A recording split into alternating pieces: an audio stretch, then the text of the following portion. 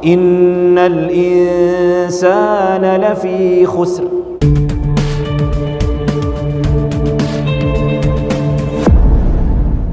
Bismillahirrahmanirrahim. Assalamualaikum warahmatullahi wabarakatuh. Alhamdulillahi rabbil alamin. حمدا كثيرا طيبا مباركا فيه كما يحب ربنا ويرضى. أشهد أن لا إله إلا الله ولي الصالحين، وأشهد أن محمدا عبده ورسوله المبعوث رحمة للعالمين. اللهم علمنا ما ينفعنا وانفعنا بما علمتنا وزدنا علما. اللهم اجعل ما علمتنا حجة لنا لا علينا إنك أنت جواد كريم. سبحانك لا علم لنا إلا ما علمتنا إنك أنت العليم الحكيم. Bapak-bapak, ibu-ibu, para tamu Allah, jemaah salat maghrib Masjid Agung Al-Madani yang dimuliakan Allah Subhanahu wa taala, kita puji Allah, kita esakan Allah Subhanahu wa taala, Allah yang telah menciptakan langit dan bumi dengan keagungan dan hikmahnya, dan tidak ada penciptaan Allah yang sia-sia. Maka hendaknya kita sebagai ulul albab, sebagai orang yang dititipkan akal oleh Allah, hendaknya selalu mengambil hikmah atau mengambil ibrah dari setiap kejadian perkara yang Allah takdirkan terjadi kepada kita.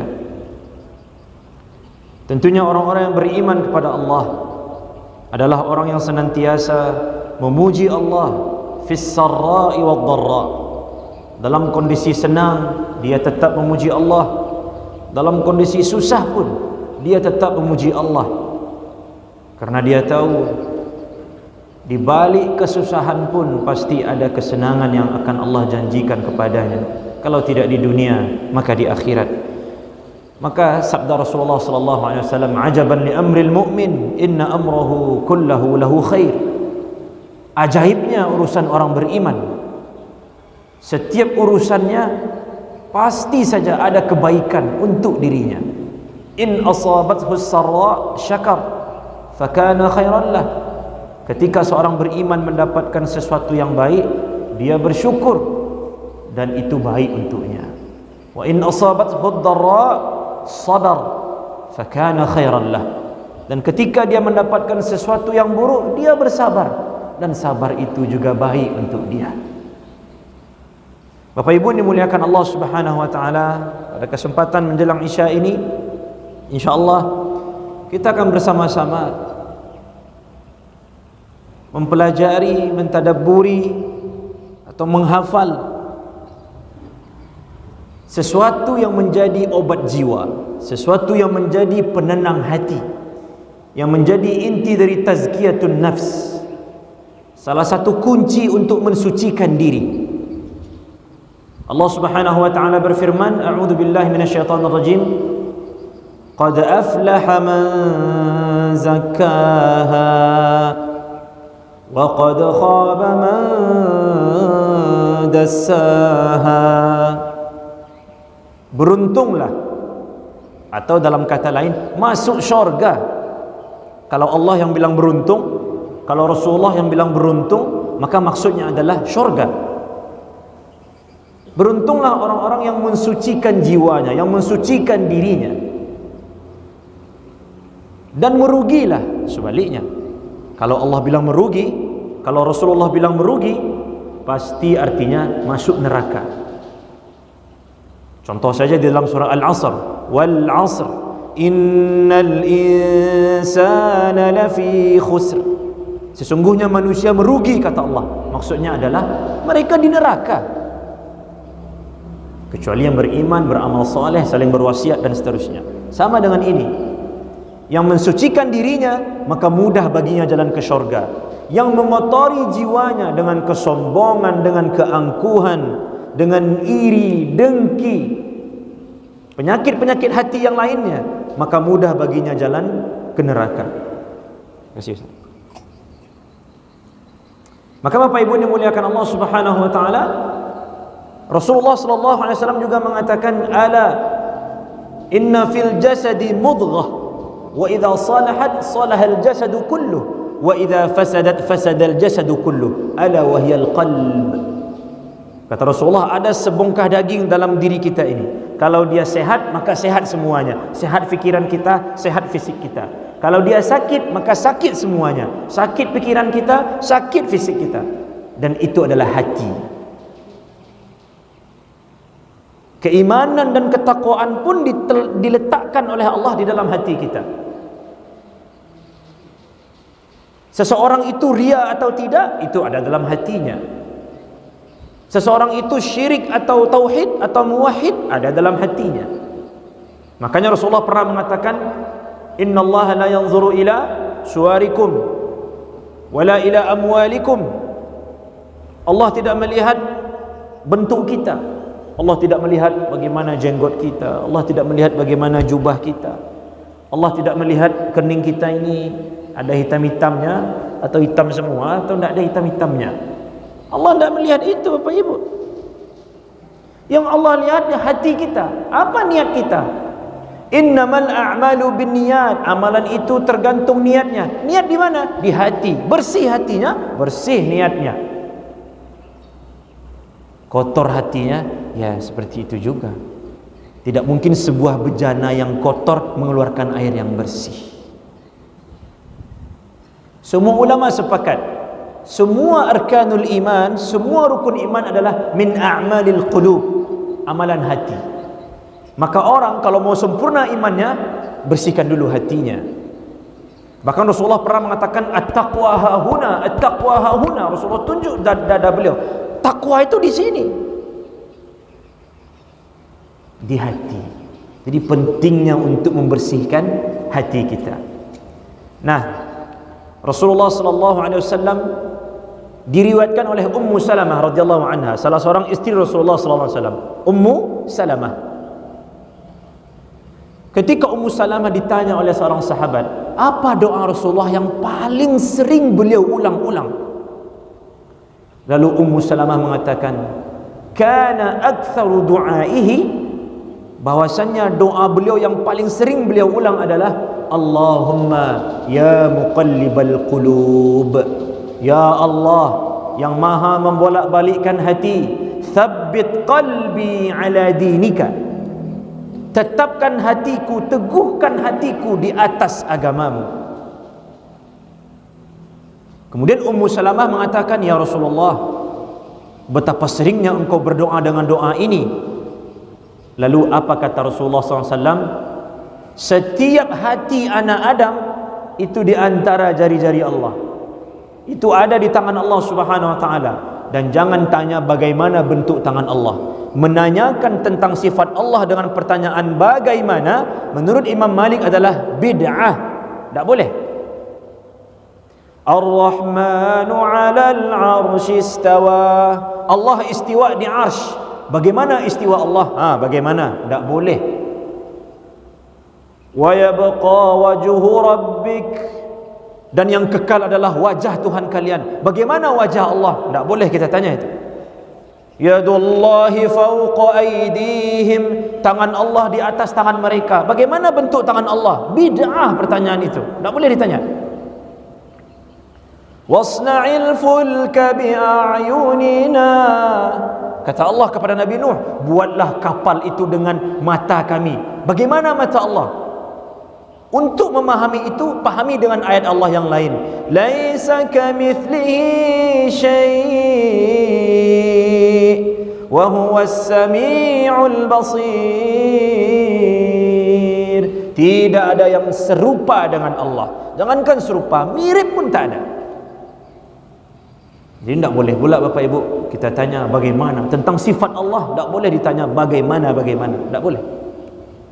Ini kata Rasulullah, hati setiap hamba itu ada di genggaman Allah, ada di antara jari-jari Allah. Dan kadang Allah bikin hatinya bagus, kadang Allah bikin hatinya tidak bagus, kadang Allah bikin hatinya senang. Coba Bapak Ibu, betapa sering orang jam 10 pagi bahagia betul dia, 10 lewat 1 sedih tiba-tiba. Tak sampai menunggu berbedanya hari, tak sampai menunggu hari esok, dah berubah hatinya. Kenapa? Karena Allah yang maha membolak-balikan kondisi hati. Maka Rasulullah berdoa, Allahumma ya muqallibal qulub, ya Allah yang sangat mudah bagi engkau untuk membolak-balikkan hati, thabbit qalbi ala dinik, tetapkanlah, teguhkanlah hatiku di agamamu ini ya Allah. Jangan sampai engkau biarkan hati kami berpaling dari agama engkau ya Allah, lalu kemudian di saat itu engkau cabut nyawa kami. Na'udzubillah.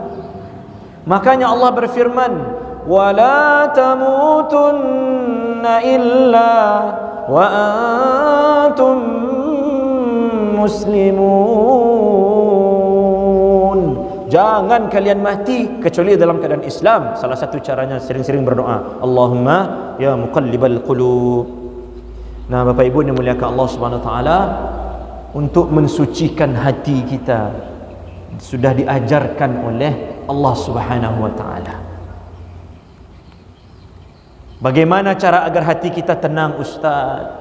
Saya tidur tak nyenyak, makan tak enak, ketemu orang takut, rasa dikejar-kejar orang, gembok pintu sudah 3, kunci pagar sudah 2, masih takut, masih resah. Apa kata Allah? Ala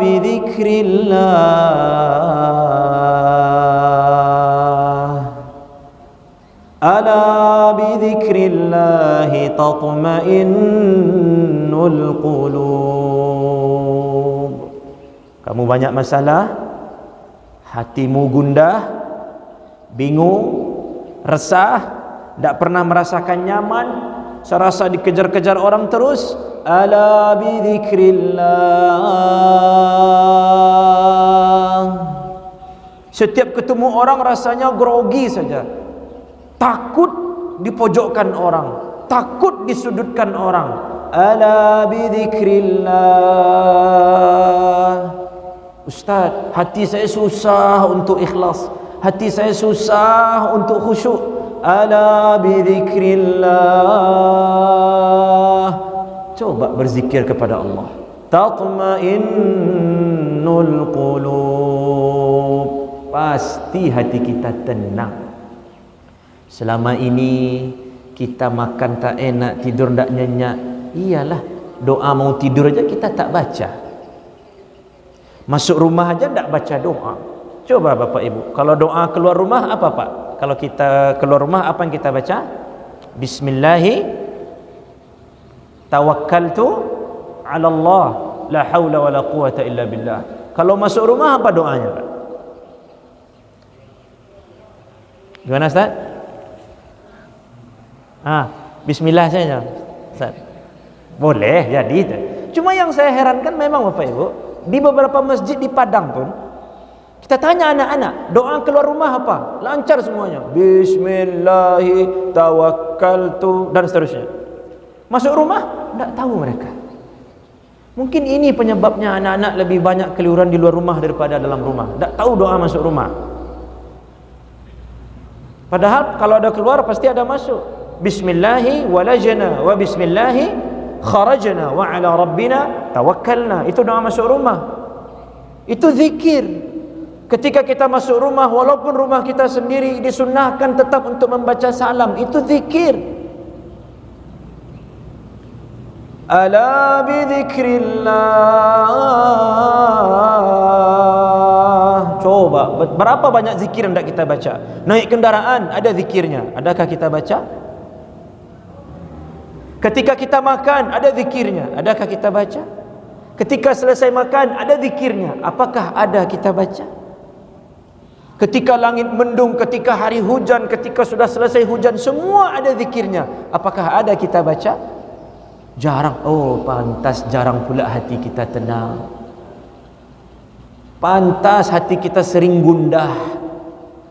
Setiap hujan turun, hujan lu hari, banjir lu hari, tak tenang dia, takut. Padahal kalau hujan turun, Rasulullah ajarkan zikirnya, Allahumma sayyiban nafi'a, ya Allah jadikan hujan ini manfaat untuk kami. Zikir, udah tenang hatinya, pasti manfaat. Maka Bapak Ibu dimuliakan Allah Subhanahu wa taala, ala bi dzikrillahi tatmainnul qulub. Hanya dengan mengingat Allah hati kita akan tenang.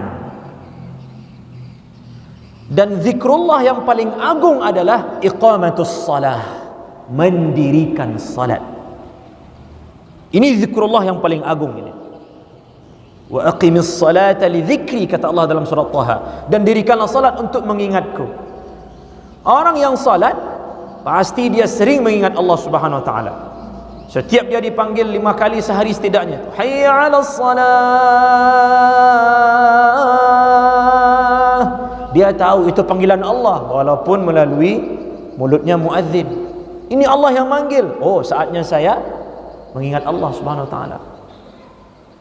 Ada orang yang pergi bekerja sebelum subuh sudah berangkat dari rumahnya, Bapak Ibu. Masya Allah. Bapak mau ke mana? Saya mau kerja, Ustaz, mencari rezeki. Yuk solat dulu. Nanti terlambat, Ustaz, ni saya mencari rezeki. Pak, yang ngasih rezeki Bapak, yang punya rezeki meminta Bapak untuk masuk ke rumahnya. Itu zikrullah. Merasa kalau dia masuk ke rumah Allah, rezekinya akan berkurang. Terlambat tiba ke kantor, kurang uang transport, kurang uang makan. Takut sama atasan tapi tak takut sama Allah. Salat adalah zikrullah yang paling agung, yang paling tinggi. Kemudian yang kedua, zikrullah yang paling agung adalah membaca Al-Quran. Dalam sebuah athar dikatakan, barang siapa yang membaca Al-Quran sehari 10 ayat, maka dia tidak dicatat sebagai orang munafik. Berarti yang tidak baca, Bapak Ibu simpulkan sendiri. Apa kata Uthman bin Affan? Ini perkataan Uthman bin Affan yang paling menampar kita semua. Lau taharat qulubuna ma syabi'na min tilawatil Quran. Kalau hati kita suci, kalau hati kita bersih, kita tidak akan pernah kenyang, tidak akan pernah puas membaca Al-Quran. Sekarang 2 halaman saya barulah, lama rasanya. Berarti ada sesuatu di hati kita. Harusnya kalau hati kita bersih, sebagaimana perkataan Uthman bin Affan, 1 halaman, belum cukup, 2, 3, 4, 5. Sebagaimana kita asyik melihat halaman Instagram dari atas ke bawah, dari bawah ke atas, balik lagi. Buka YouTube kita tidak selesai-selesai, kan tidak terasa waktunya, Pak. Tidak terasa. Kenapa? Karena kita sudah asyik dengan itu. Maka kata Uthman bin Affan, yang tidak pernah merasa asyik dengan Al-Quran, hatinya ada masalah. Apa obatnya? Ala bizikrillah. Latihan baca Quran. Quran ini bukan pajangan. Quran ini bukan hiasan. Al-Quran menjadi obat sebagaimana yang difirmankan Allah Subhanahu wa taala, wa nunazzilu minal Qur'ani ma huwa shifaa. Allah jadikan Al-Quran ini obat. Apakah ditempel jadi obat? Tidak. Apakah dicetak banyak-banyak jadi obat? Tidak. Kapan dia jadi obat? Faqra'u ma tayassara minal Qur'an. Baca baru jadi obat. Ustaz adalah sajus, ambo buik di dinding rumah ambo, Ustaz, Quran sajus. Dia jadi ubek, Ustaz? Enggak. Al-Quran hanya akan bermanfaat kalau kita baca, atau setidaknya kita dengar. Makanya di dalam ayat kata Allah Subhanahu wa taala, wa idza quri'al Qur'anu fastami'u lahu wa ansitu la'allakum turhamun. Kalau kalian dengar Al-Quran dibaca, perhatikan dan diam. Berarti memang mendengar Quran ini oke, bisa. Jadi ada 2 cara agar Al-Quran ini bisa jadi obat untuk kita. 1 baca, 2 dengar. Saya sudah download Ustaz 5 aplikasi Quran di HP. Pernah Pak baca? Enggak. Tak ada gunanya Pak. Jadi Bapak Ibu dimuliakan Allah SWT, ini zikrullah terbesar yang kedua, qiraatul Quran. Dan betapa banyak orang hari ini yang melupakan membaca Al-Quran. Novel Pak, Bu, Satabaiko. Lihat kan Pak, Satabaiko novel Pak. Habis dibaca oleh orang. Quran, kalamullah. Ada masalah di rumah? Nih, ada jawabannya di sini. Ada masalah di kantor, ada masalah di sekolah, ada masalah di jalanan, ada masalah sosial, ada masalah sebagai pejabat, ada masalah sebagai rakyat, sebagai bawahan, ada semuanya di sini.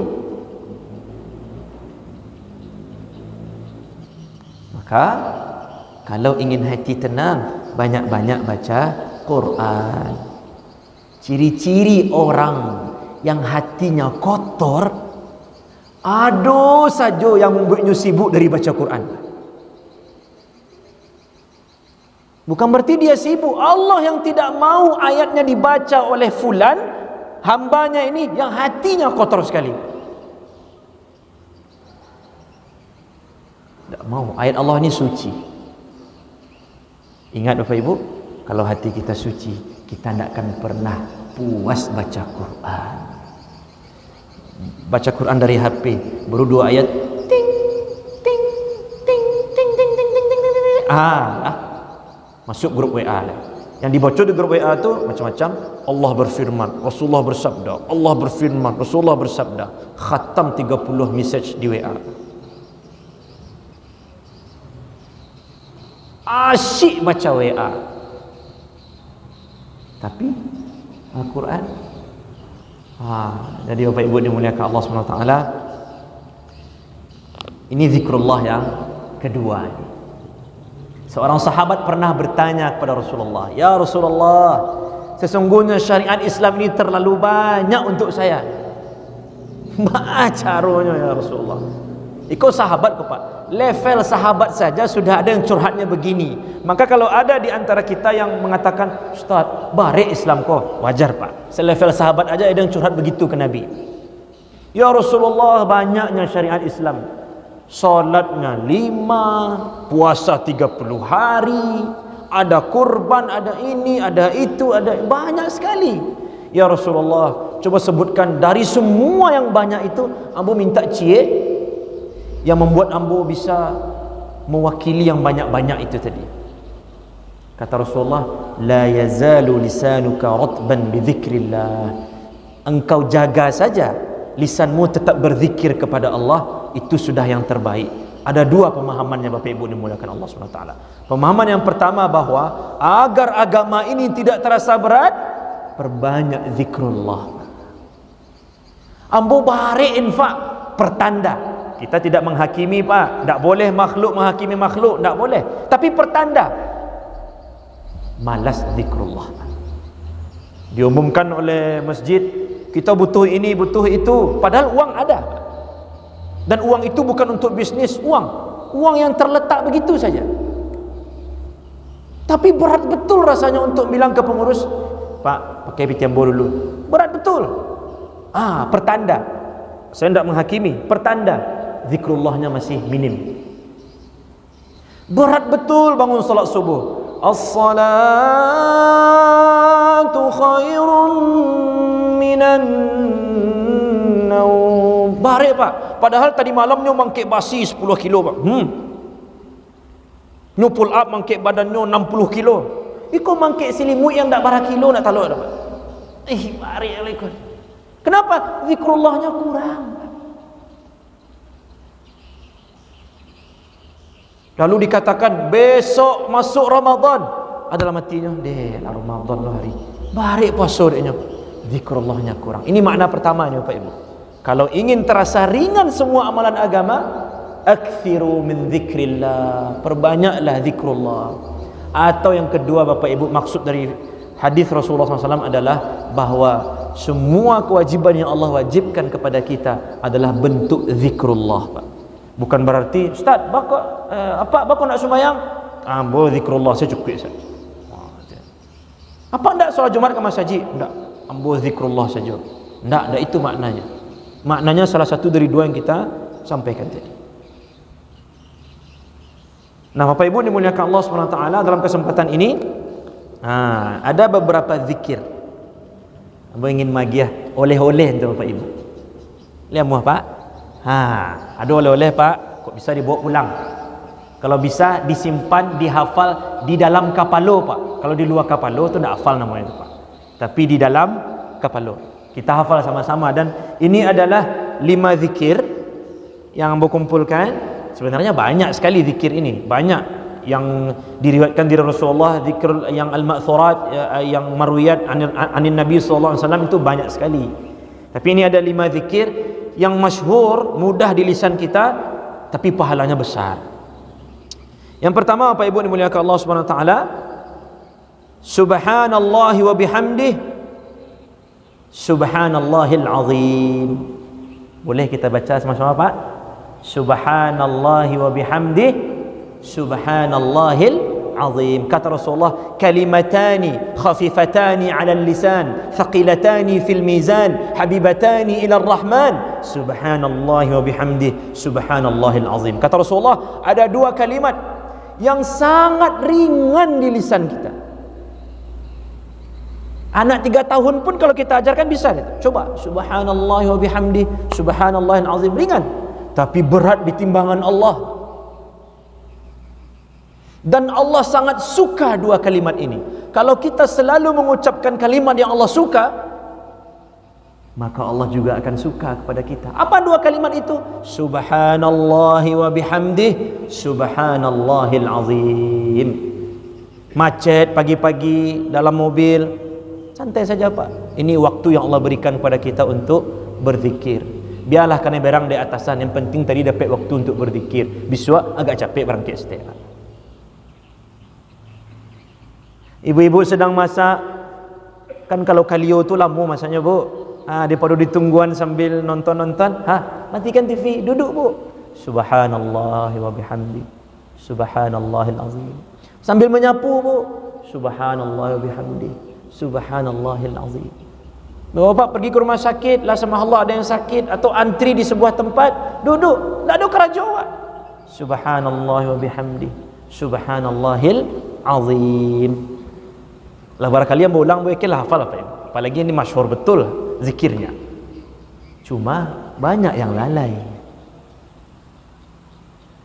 Ada yang bermenung saja. Ada tu 10 minit bermenung saja. 10 menit. Rugi.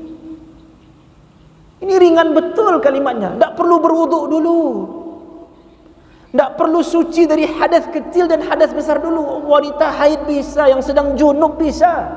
Tak perlu menghadap kiblat.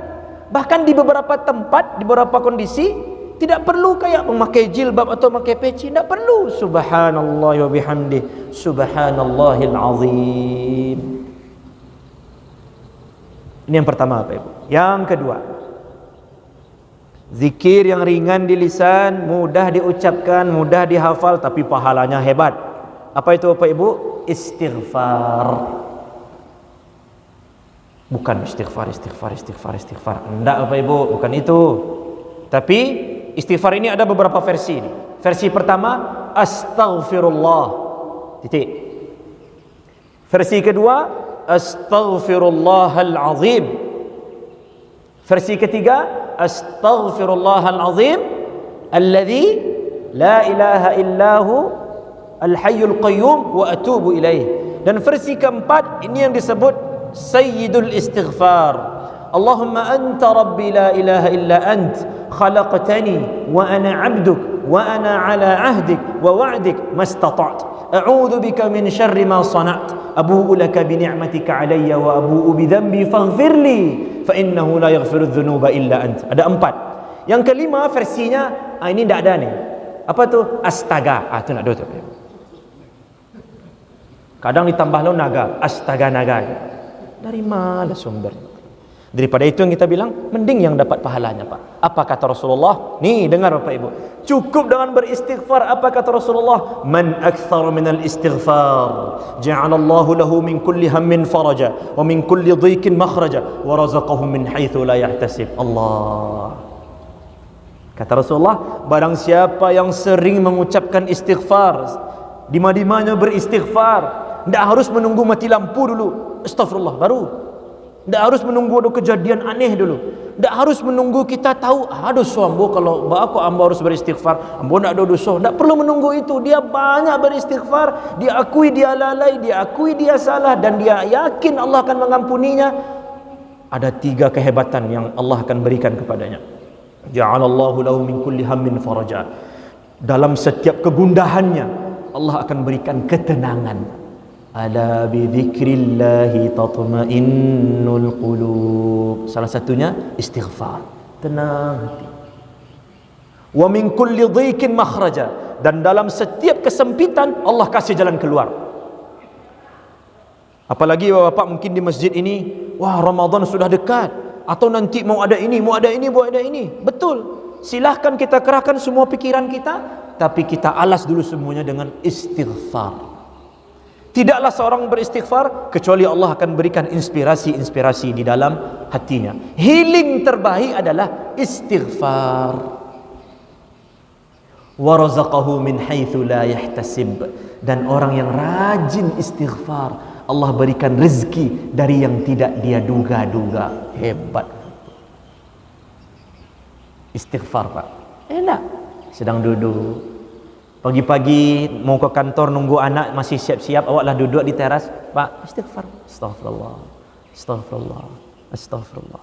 Jangan dalam hati, Pak, istighfarnya diucapkan. Nah, zikrullah itu dilafazkan dan tidak perlu keras-keras. Baik, ini yang kedua. Yang ketiga, zikir yang mudah sekali kita ucapkan. Ya, zikir yang mudah sekali kita ucapkan, tetapi pahalanya tidak biasa-biasa di sisi Allah, yaitu du'a'u Dhinnun, doa Nabi Yunus. La ilaha illa anta subhanaka inni kuntu minadh dhalimin. Maka kata Rasulullah, tidaklah seseorang membaca doa ini, berzikir dengan zikir ini, kecuali Allah akan selesaikan semua masalahnya. Lebat tu asal masalah tu, Ustaz. Iya, ini sabda Rasul, Bu, Pak.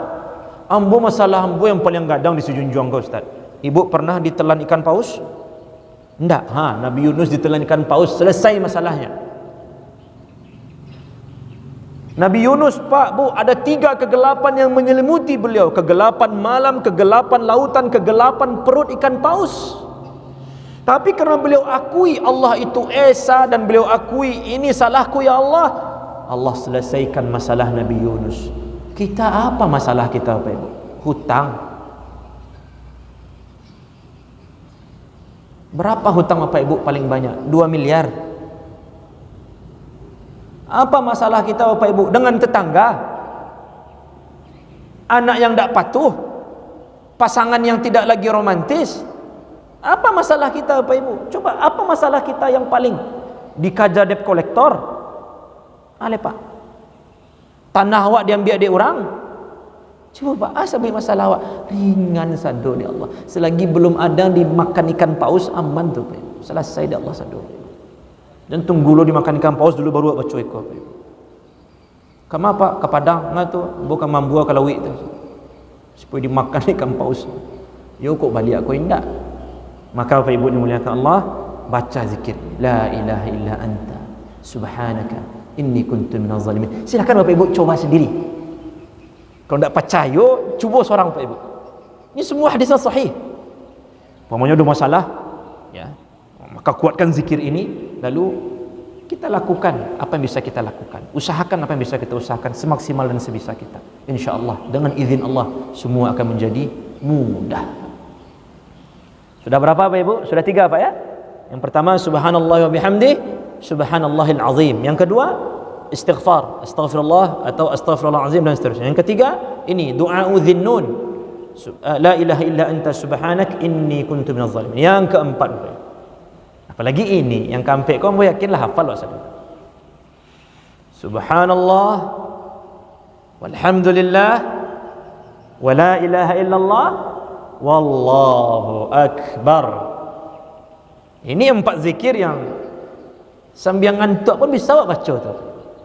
Subhanallah walhamdulillah wa la ilaha illallah wallahu akbar. Mudah. Ambo baca sekali mungkin anak-anak bisa hafal.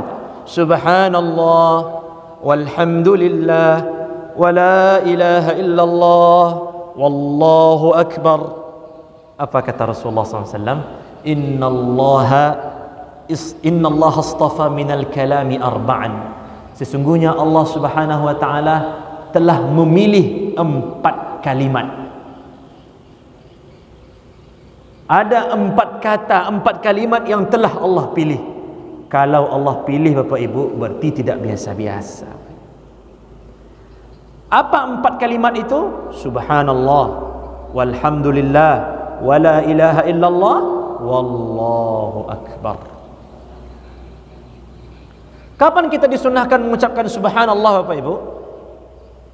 Kemarin mungkin ada Isra Mi'raj di sini ya Ustaz ya, mungkin di ayat Isra Mi'raj itu Allah mulai dengan subhanalladzi, tasbih. Kapan kita disunahkan bertasbih? Saat kita melihat sesuatu yang di luar kewajaran.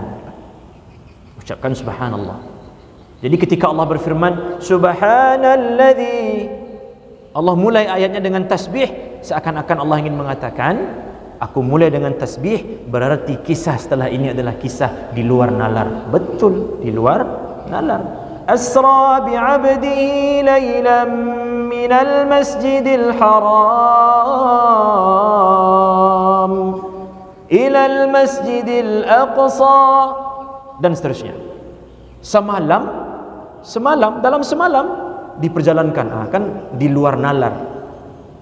Kalau ada Bapak Ibu yang melihat umpamanya ada anak kambing bawa motor, tu jangan sabui Masya Allah, tak sabui Subhanallah, kerana di luar kewajaran. Mencilik-cilik sirkus umpamanya Pak, ada gajah tagak di atas bola dan seterusnya, tu aneh. Ucapkan Subhanallah. Termasuk juga kalau kita dalam penurunan Bapak Ibu di perjalanan, kalau turun penurunan ucapkan Subhanallah. Jangan malah ditambah segasnya Pak, tak. Tetap tenang, ucapkan subhanallah. Bahkan ketika dalam perjalanan, jadi ada doa naik kendaraan, ada doa safar, doa dalam perjalanan. Kalau doa naik kendaraan, atau mungkin lebih tepatnya doa naik kapal, ya, dalam kisah Nabi Nuh, bismillahi majriha wa mursaha inna rabbi laghafurur rahim. Itu doa naik kendaraan, ya.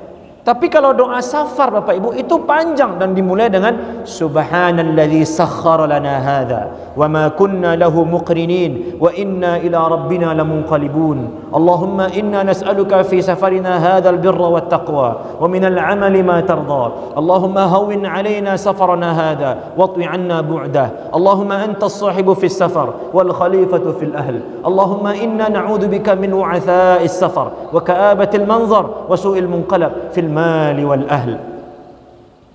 Itu doa yang tadi pagi yang membaca Pak menjelang kemari. Dan Beko akan membaca juga setiap isya aku Pak, kok ke Padang. Karena itu doa safar. Baca. Kalau dah baca doa itu, insya-Allah tenang Pak. Insya-Allah Pak. Insya-Allah. Dan dimulai dengan subhanallah, tasbih. Subhanallah walhamdulillah wa la ilaha illallah wallahu akbar. 4 kalimat yang menjadi pilihan Allah.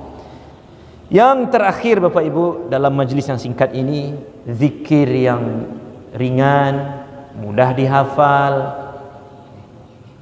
bisa kita baca kapanpun, tetapi pahalanya berat di sisi Allah. Yang kelima adalah subhanallahi wa bihamdih adada khalqih wa ridha nafsih wa zinata arshih wa midada kalimatih. Kalau tadi ada 4, subhanallah walhamdulillah wa la ilaha illallah wallahu akbar. Yang ini ada 5, subhanallah wa bihamdih adada khalqih wa ridha nafsih wa zinata arshih wa midada kalimatih. Kita ulang sekali lagi Pak. Subhanallahi wa bihamdih adada khalqih wa ridha nafsih wa zinata arshih wa midada kalimatih. Apa hebat zikir ini Bapak Ibu? Ada salah seorang istri Rasulullah bernama Ibunda Juwairiyah. Ya, istri Rasulullah bernama Juwairiyah. Suatu ketika Rasulullah SAW berada di rumah Ibunda Juwairiyah. Kerana Rasulullah SAW ganti-gantian, kadang malam di sini, besok malam di tempat lain. Karena istri Rasulullah ada 9 Pak. Jadi pindah-pindah bermalamnya. Dan itulah sifat adil yang diberikan Rasulullah SAW. Ya. Kemudian Bapak Ibu dimuliakan Allah, ketika Rasulullah SAW berada di rumah Ibunda Juwairiyah, suatu kali dalam suatu momentum Rasulullah SAW ingin keluar rumah. Kemudian Rasulullah SAW melihat Ibunda Juwairiyah sedang berzikir. Dalam riwayat dikatakan Ibunda Juwairiyah berzikir dengan biji kurma. Mungkin kita bayangkan, subhanallah, subhanallah, subhanallah. Mungkin lebih kurang itu Pak. Ini salah satu dalil yang dipakai oleh orang yang mengatakan boleh saja berzikir pakai tasbih. Wallahu alam. Kita tidak masuk ke perdebatan itu. Yang salah itu yang tidak pernah berzikir Pak. Atau yang berzikirnya aneh Pak. Berzikir sambil menari. Mana pula ada zikir sambil menari Pak? Berzikir sampai kesurupan. Pernah Pak mendengar Abu Bakar kesurupan sedang berzikir? Siapa yang lebih hebat daripada Abu Bakar? Siapa yang lebih hebat daripada Umar? Siapa yang lebih hebat daripada Uthman, Ali? Tak pernah sampai kesurupan berzikir. Ini berzikir sampai kesurupan. Oh, ini ada yang salah dengan itu. Karena zikir ini ibadah, perlu dalil. Dan tak ada dalilnya para sahabat atau Rasulullah berzikir sambil menari-nari atau berzikir pakai musik remix selalu. Makanya Pak Ibu, ambo pribadi sebenarnya Pak, ini pendapat pribadi saja, boleh kita berbeda, tidak masalah. Tidak setuju dengan takbiran pakai musik Pak. Pakai mungkin rebana itu masih ringan lah Pak, atau beduk itu masih ringan. Tapi pakai musik remix Pak, ada judul takbiran remix, la ilaha illallah Pak. Dibawakan oleh DJ Iko, yang biasa DJ itu entah apa pakaiannya, kininya membawakan takbiran Pak. Bukankah itu menghina takbiran itu sendiri? Menurut ambo begitu Pak. Wallahu alam. Kita boleh setuju, boleh tidak. Jadi jangan macam-macam cara berzikir. Nah, Ibunda Juwairiyah sedang berzikir. Nampak oleh Rasulullah SAW ketika Rasulullah pergi. Lalu Rasulullah pulang. Ada beberapa lama lah, mungkin kalau di jam awak berjam-jam lah Rasulullah di luar. Kemudian Rasulullah masuk lagi ke rumah, masih mendapati Ibunda Juwairiyah sedang berzikir, masih dalam keadaan seperti tadi. Ba'a ditinggal dan Nabi, mudah itu balik yang nampak di Nabi Muhammad SAW saat beliau pulang. Luar biasa ni, isteri Nabi ini tidak sembarangan, wanita salihah. Lalu kata Rasulullah SAW, ma zilti ala haliki, atau kama qala SAW, engkau masih berzikir, Masya Allah, panjang zikirmu. Kata Ibunda Juwairiyah, iya ya Rasulullah. Apa kata Rasulullah? Maukah kamu aku ajarkan satu zikir yang kalau engkau baca ini, maka pahalanya sama dengan pahala engkau berzikir sepanjang waktu tadi. Apa zikirnya? Ini, subhanallah wa bihamdi adada khalqi wa ridha nafsi wa zinata arshi wa midada kalimati. Maka Bapak Ibu dimuliakan Allah SWT, kita pilih saja zikir mana yang kita mau pakai. Ya, pilih saja.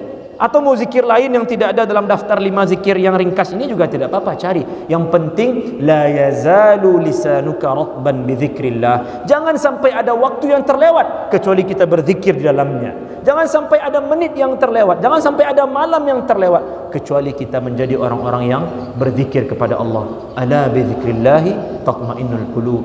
Hanya dengan berzikir hati kita akan tenang. Wallahu a'lam bishawab. Demikian, astagfirullah. Banyak maaf. Assalamualaikum warahmatullahi wabarakatuh.